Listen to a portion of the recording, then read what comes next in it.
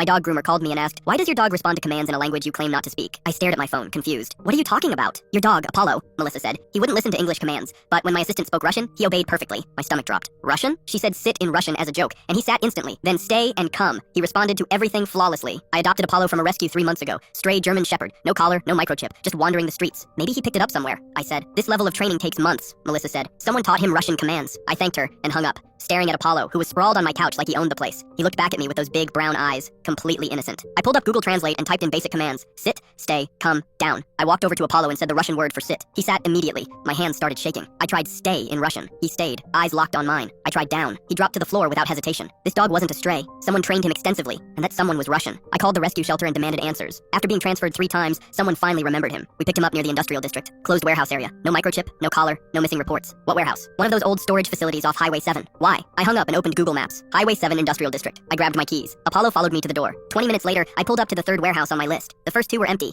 but this one looked different. Newer fence, shiny padlock, fresh tire tracks. I felt my heart pounding as I walked closer. Apollo stayed right by my side, but his demeanor changed. His ears went back. His tail stopped wagging. That's when I heard voices inside, speaking Russian. I froze. Apollo growled, low and deep, something I'd never heard him do before. I pulled out my phone and called 911, whispering my location and what I was hearing. The dispatcher told me to leave immediately and wait for police. I started backing toward my car, but then I heard something that made my blood run cold. Barking. Multiple dogs barking, and not happy barking. Desperate barking. I couldn't just leave. I crept closer to a broken window and looked inside. Cages. Dozens of them. Dogs inside. All breeds, all sizes. Men in tactical gear speaking Russian, inspecting the dogs like livestock. One man pointed at a Rottweiler and led it toward a van. They were trafficking dogs. Apollo wasn't a stray. He was stolen, and somehow he escaped. Sirens wailed in the distance. Police swarmed the warehouse within minutes. Officers breached the doors and arrested 4 men while bringing out the dogs one by one. A detective found me 20 minutes later, still crouched behind the dumpster with Apollo pressed against my leg. "You the one who called this in?" I nodded, barely able to speak. He looked down at Apollo. "This your dog?" "Yeah, I adopted him 3 months ago from a shelter. I didn't know he was stolen until today." The detective crouched down and scratched Apollo behind the ears. "This operation's been running for 2 years. We've been trying to find it for months. You just shut down one of the biggest dog trafficking rings in the state." He stood up and handed me his card. "We'll need a statement, but your dog's a hero. He led you right to them." I looked down at Apollo, who was wagging his tail again, completely oblivious to the magnitude of what just happened. The detective paused before walking away. "By the way, we're going to need to check our database. If Apollo was reported stolen, his original owner might want him back." My heart sank. I hadn't even thought about that. 3 days later, I got the call. Apollo's original owner had been contacted. A Russian diplomat who reported his dog missing 2 years ago after a break-in at his home. I drove to the police station. Apollo in the back seat. My eyes burning with tears I refused to let fall. The diplomat was waiting inside. Older man, kind face, expensive suit. When he saw Apollo, his whole face lit up. Apollo saw him and went ballistic, jumping, whining, tail wagging so hard his whole body shook. I felt my heart shatter. The diplomat hugged Apollo for a long moment, then looked up at me with tears in his eyes. "Thank you for taking care of him. Thank you for finding him." I nodded, unable to speak. He stood up and did something I didn't expect. He handed me Apollo's leash. "I'm retiring next month and moving back to Moscow.